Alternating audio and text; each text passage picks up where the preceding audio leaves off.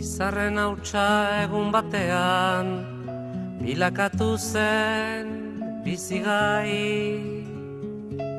Hautsartatikan uste gabean noiz baigina den guernai. Eta horrela bizitzen gera, sortuz ta sortuz gure aukera.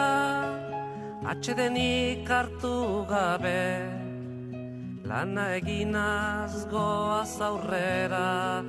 Kate horretan denok batera, gogor kiloturi gaude. Gizonak badu ingurulatz bat, menperatzeko